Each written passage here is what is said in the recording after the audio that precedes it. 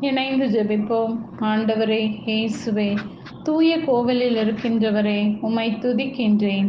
விண்ணுலக அரியணையில் இருப்பவரே, உம்மை ஆராதிக்கின்றேன். உமது கண்களால் என் வாழ்வை உற்று நோக்கி ஆசீர் தந்தவரே, நன்றி கூறுகின்றேன் அப்பா.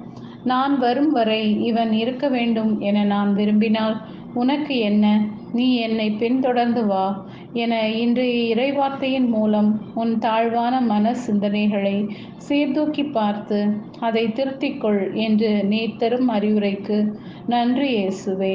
உமது திட்டங்களையும் திருவுளங்களையும் அறிந்து நடக்க என் மனித இயல்பு வலுவற்றது ஐயா.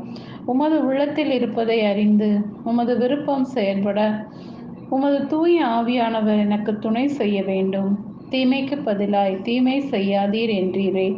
நான் உம்மை போல பகைவரை அன்பு செய்யவும் மன்னிக்கவும் கனிந்த இதயம் தாரும். ஏழைகள் கண்ணீருடனும் மனக்கவலையுடனும் என்னிடம் வரும்போது அவர்களை இன்முகத்துடன் வரவேற்று என்னால் இயன்ற ஆறுதலை அளிக்கும் மனதையும் புனித பவுலை போல நானும் துன்பங்கள் மத்தியில் துணிவோடும் முழு பரிசுத்த மனதோடும் உம்மை மற்றவருக்கு அறிவிக்கவும் உம் ஆவியை என்னில் பொழிந்தருளும்.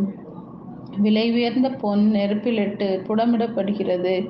அதைவிட மிக விலை உயர்ந்த நம்பிக்கை மெய்ப்படவே துயிருகிறீர் என்ற உம் வார்த்தையை என் மனக்கண் முன் வைத்து கண்ணீர் வேதனை சோகங்களை பொறுமையோடு ஏற்கவும் உமது சித்தப்படி சிறிது காலம் அதை ஏற்று வாழ்ந்திடவும் தாராள மனம் தர வேண்டும் என்று இயேசுவின் நாமத்தில் ஜெபிக்கிறேன். ஆமென்.